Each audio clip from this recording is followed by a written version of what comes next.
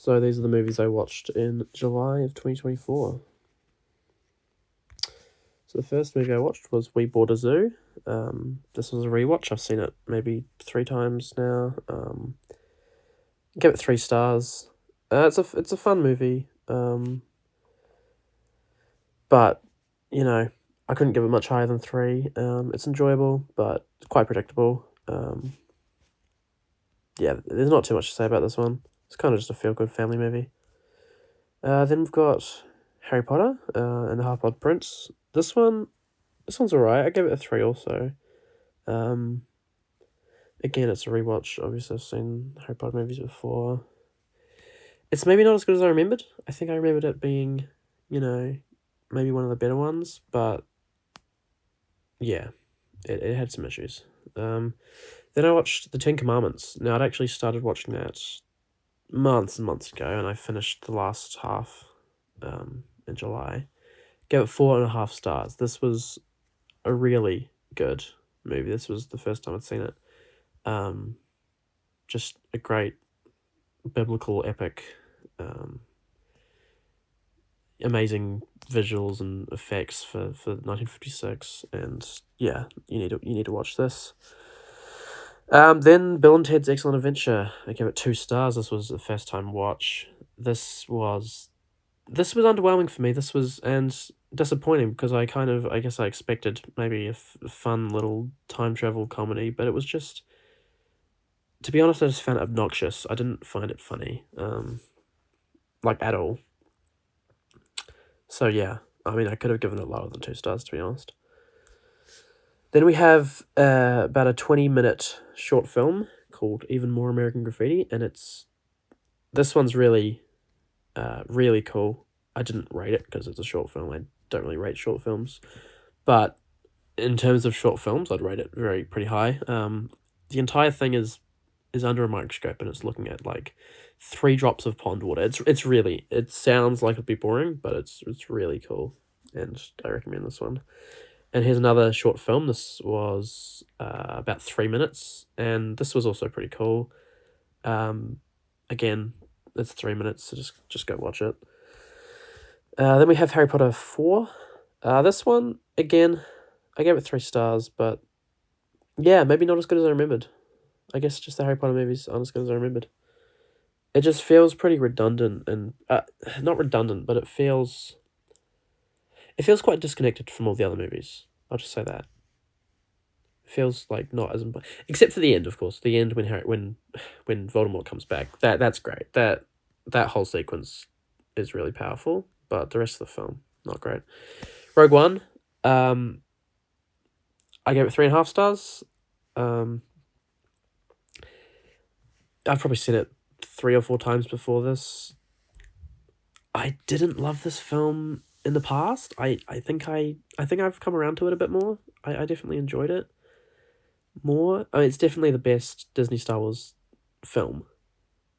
But yeah, in the past I really didn't like it. But I've come around to it. It's pretty good. It's pretty good. Then we have Family Guy Blue Harvest, a parody of the original Star Wars. I give it 3 stars. It's kind of hard to rate stuff like this. I mean, it's just basically 2 episodes of Family Guy. It's pretty funny. I look forward to watching Something Dark Side, the parody of Empire. So, yeah, not too much to say about that one. Then we have Hillbilly Elegy. I gave this 3.5. This was pretty good. This is a Ron Howard film. And it's based on the memoir of J.D. Vance, the Donald Trump's vice presidential pick for the 2024 election. But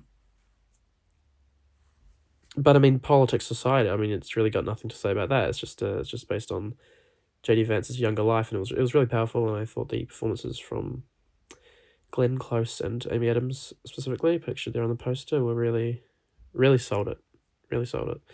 Then we have Despicable Me 4. I saw this in the cinemas while working, looking after about 70 kids. I think they should just stop making these movies. I mean, obviously they do well at the cinemas and kids find them funny. So in that regard, they shouldn't, but in my opinion, they should, because they're just not funny. They've clearly run out of ideas. I mean, it just felt the same kind of nonsense as number three, and yet it was worse than number three somehow. Yeah, it didn't do it for me. It was obnoxious, to be honest. Then we have the original Top Gun. Great film. 4.5 stars. Yeah, I really enjoyed this one. I mean, it's just a really good film. Then we have the second Top Gun. Again, not as good as I remembered from the cinemas. This was the second time I watched it. I gave it 4 stars. The script was a little contrived in places, but the whole end sequence, you know, saves it. To be honest, it's the whole end third act is really good. So I still gave it 4 stars. Then we have Bean from 1987. I gave it 3 stars. This is good. This is funny. This is the first Bean movie. Obviously, yeah, the UK television show. But this is the first Bean movie. It's good. It's funny. It follows the whole art museum thing where he ruins the painting. But it's just not as good as Mr. Bean's Holiday. But it's still good. Then we have Holes. I'm not sure if I've seen this before. I might have seen it when I was younger or parts of it, but for all I know, this is probably the first time I watched the whole thing. And this was bad. I mean, 2 stars is pretty generous. This movie was, yeah, just the acting, the whole plot. I know it's based on a book, but the book, I remember reading the book in primary school. The book is pretty obnoxious as well. This was not it. Cocaine Bear. This was a rewatch. I'd seen it in the cinemas last year. I gave it 3.5. Honestly, I was considering giving it 4. I really enjoy it. I just think it's fun. It's just a fun movie. I could rewatch it a lot of times. I think it has that rewatch value. It's just good. It's really good. You should definitely see it if you haven't seen it. Then we have The Graduate. This was the first time I'd watched it. Instant 5 stars. I mean, just watching it, you can just tell that it's one of those movies. It's just one of those movies. So stylistic, so good, so good. You should definitely watch it. Then Rambo: First Blood. This was a rewatch. I'd seen it a few years ago, just once. I gave it 3.5. I remember watching it when I was a bit younger, a few years ago, and not liking it. I just thought it was kind of a mindless action movie, like kind of John Wick. I don't really like the John Wick movies because they just kind of have no plot. But Rambo was kind of like that, but I actually found myself enjoying it. It definitely, especially the last scene where Rambo. Oh, you know what I'm talking about. The last scene, one of the last scenes, really brings it home and makes it more than just an action movie. Then we have Casablanca. Again, this was the first time I'd seen this. One of the most famous movies of all time, obviously. I gave it 4.5, not quite 5, but I really enjoyed this. I see why it's so famous. This was just a great movie. The setting in the cafe or restaurant or whatever, the characters, it's just all just top tier stuff. I'm not sure why I didn't give it 5 stars. I think maybe it took maybe a little bit to convince me of how good it was, but once it did convince me, I was really enjoyed it. But yeah.